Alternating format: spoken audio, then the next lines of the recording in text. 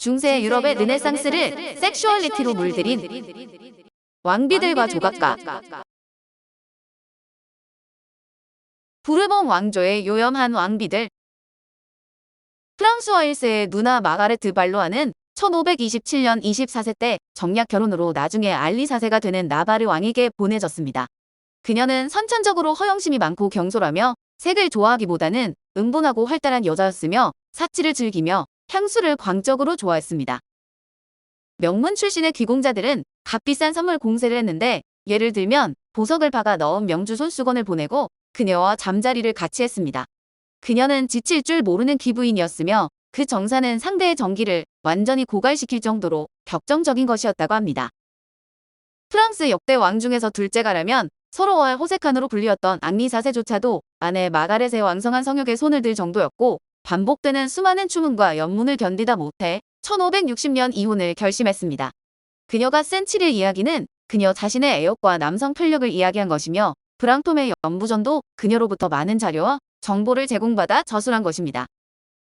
부르봉 왕조를 세운 앙리 4세는 분열된 프랑스를 통일시키고 그 유명한 낭트 칙령을 내려 신구 양파의 종교전쟁의 종지부를 찍어 현명하고 비범한 왕으로 존경받았지만 늙은 호세칸이라 불릴 정도로 색을 즐겼습니다.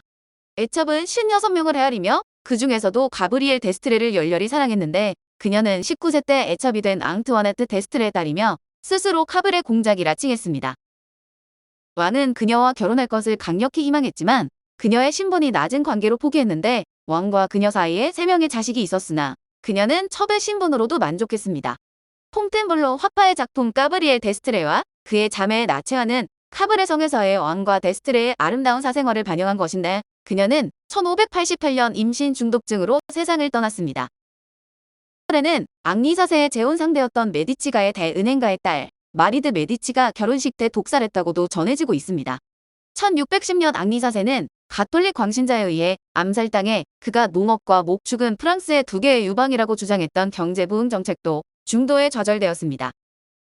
마르그리트 드 발로아는 여왕 마고라는 이름으로 잘 알려져 있고 문력들에서도 다룬 바 있어 가브리엘 데스트레에 대해 좀 더 알아보면, 그녀는 헤브르 후작 앙투안 데스트레의 사녀로 태어났습니다. 가브리엘은 밝은 금발과 크고 푸른 눈, 예쁜 코를 가진 미인으로 6명의 자매가 있었는데, 어머니 프랑수아즈는 아름다운 자신의 딸들을 궁으로 밀어넣어 고위 귀족들과 관계를 맺게 했습니다. 이 때문에 가브리엘의 가족들이 살던 쾌브르 성은 메은굴이라고 불리고, 프랑수아즈는 메은굴의 안주인이라는 별명이 붙는 등 사람들의 입방아에 올랐습니다. 가브리엘은 앙리 3세 때부터 궁에 출입했는데, 궁에서 가장 아름다운 여성이라고 칭송받던 가브리엘은 자신의 정부를 만들며 영향력을 쌓아갔습니다. 그러던 중 1590년에 자신의 정부인 벨가르드 공작의 소개로 프랑스의 국왕 앙리 4세를 만났는데, 가브리엘에게 반한 앙리 4세는 그녀를 하급 귀족인 니콜라 다메르발 드 리앙쿠르와 결혼시켰습니다. 궁에 자유롭게 출입할 수 있도록 만든 뒤 자신의 정부로 삼은 것이지만, 인위적으로 이루어진 가브리엘의 결혼 생활은 불행했는데, 앙리 4세는 다메르발을 섬기는 장애를 이유로 결혼을 무효화시켰습니다. 호세칸으로 유명한 앙리 4세였지만 가브리엘만은 누구보다 소중히 대했는데, 앙리 4세는 늘 가브리엘을 가까이 했으며 전쟁터에도 그녀를 데려갔습니다. 앙리 4세는 가브리엘에게 고민을 털어놓았고, 현명한 가브리엘은 왕의 조언자 역할을 했는데, 지적이며 헌신적인 여성이었던 가브리엘은 앙리 4세를 물심양면으로 보살폈습니다. 1594년에 가브리엘은 앙리 4세의 첫 아이인 세자르를 낳았는데, 늘 아들을 원했던 앙리 4세는 크게 기뻐하며 가브리엘을 프랑스의 왕비로 만들어주겠다고 약속했습니다. 앙리 4세는 허구한 날 애인들한테 결혼해주겠다고 공수표를 날리곤 했지만, 이번에는 달랐는데 차근차근 가브리엘을 왕비로 맞아들일 준비를 했습니다. 1596년 3월 가브리엘은 앙리 4세로부터 몽소 여후작 자기를 받았고, 1597년 7월에는 보포르 여공작에 임명되었으며 가브리엘에게 많은 성과 영토를 하사했습니다. 이를 시기한 궁중 사람들은 가브리엘을 국가의 불을 축내는 악녀로 묘사했으며 가브리엘을 쓰레기 공작 부인이라는 멸칭으로 불렸습니다.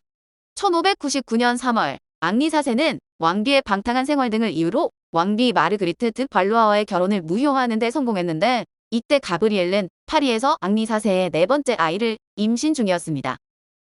퐁텐블로에 있던 앙리 4세는 결혼 반지와 식을 올릴 대관식을 준비하며 결혼식을 기다렸으나 1599년 4월에 가브리엘은 아이를 사산하고 그 다음 날에 수을 거두었습니다.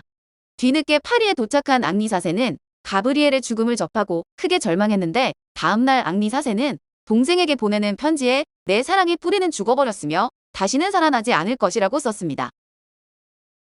강간을 밥 먹듯이 한 조각가 벤베누토 첼리니 16세기 중여 비미 레오나르도 다빈치, 라파엘, 티티아노가 타계하고 르네상스의 거장으로는 늙은 미켈란젤로만이 살아있을 뿐이었습니다.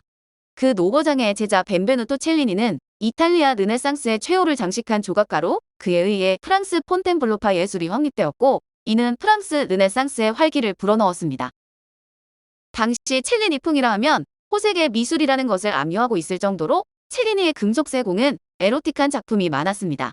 앙리 2세와 카트리네 왕비 사이에서 태어난 5번째 아들인 알랑송 등은 첼리니에게 제작하게 한 에로틱한 조각 모습을 그대로 애첩에게 연출시켜 황홀감에 빠지기도 했습니다. 젊어서 조각가로 명성을 날린 첼리니는 로마 법황 크레멘타 7세의 충신이 되어 프랑스 문학의 아버지라 불리었던 프랑수아 1세의 비호를 받았고 조반니 메디치의 보호를 받았습니다. 그러나 그의 사생활은 첼리니의 자서전을 번역한 영국의 문학자, 시인인 사이몬의 말을 빌리면 그의 성격과 정력은 동시대인의 생활 그 자체였다고 합니다. 평소 허리에는 단검을 차고 자주 결투를 했으며 상대를 살상하기도 했는데 이처럼 결투는 그를 항상 붙어 다녔으며 무어인 해적과 싸웠고 로마의 산탄젤로 공방전 때에는 적장을 마치는 무공을 세우기도 했습니다. 그는 작업실에서 전라인 모델의 아름다움에 반해 갑자기 달려들어 강간하는 난폭한 짓도 태어나게 했는데 한 번은 카트리나라는 모델을 범했습니다. 그는 아이가 생기는 입구와는 다른 입구를 사용했다고 재판소에 고발했으나 그는 나는 이탈리아식으로 한 것이다 라고 항변했습니다. 그는 다시 카트리나를 모델로 고용하여 그녀를 성의 만족을 위해 사용하고 버릴 때에는 그녀의 머리채를 잡아 방 안을 끌고 다니며 팔을 부러뜨렸습니다. 첼리니에게 있어서 성쾌락은 샘솟는 정력의 방출 현상이며 억제하는 것은 위선이었던 것인데 그것이 바로 르네상스의 생활 그 자체였습니다. 그의 자서전에 따르면 벤베누토 첼리니는 못하는 것이 없었던 사람이었는데 15살이 되자 금세 공수를 배워 단 1년 만에 벤베누토 첼리니는 피렌체에서 유명해졌습니다. 작품으로 유명해졌으면 좋겠는데 그것은 아니고 친구들과 난동을 부리다가 잡혀서 유명해진 것으로 그 때문에 약 6개월간 시에나로 도망을 가서 프라카스트토로라는 가명으로 금세공 일을 했습니다. 로마의 온스무살의 벤베누토 첼리니는 은세공으로 자리 잡았는데 실력과 명성은 금방 인정을 받기 시작해 교황 클레멘스 7세와 바오로 3세 아래에서 교황의 초상이 들어간 메달과 동전 및 보석 작업을 맡았습니다. 그러나 이렇게 대단한 사람임에도 그의 허풍 때문에 문제가 많았는데 자기 스스로를 싸움도 잘하는 로맨티스트로 기록했습니다. 그러던 중 1529년 벤베누토 첼리니의 동생 체치노가 교황 경비대원을 죽인 일이 일어났는데 체치노도 다른 병사의 총에 맞아 상처가 심하게 나서 죽었습니다. 그런데 벤베누토 첼리니는 이 소식을 듣고 쫓아가 동생에게 총을 쏜 병사를 찾아가 죽여버린 것으로 이렇게 쫓기게 된 벤베누토 첼리니는 교황청 관할구역 바뀐 나폴리 공국으로 도망을 갔습니다. 도망가는 중에도 작은 사고를 많이 쳤는데 새로운 교황 바오로 3세에 의해서 사면이 됐지만 이번엔 라이벌 세공사 폼페오를 살해한 것입니다. 이렇게 벤베누토 첼리니는 사고치고 다니면서도 많은 걸작을 남겼는데 대부분의 작품들은 작은 크기의 세공 작품이지만 조각도 틈틈이 했고 1540년에는 프랑스에서 조각가와 건축가로 활동했습니다. 오늘은 중세 유럽의 르네상스를 섹슈얼리티로 물들인 왕비들과 조각가들이었습니다.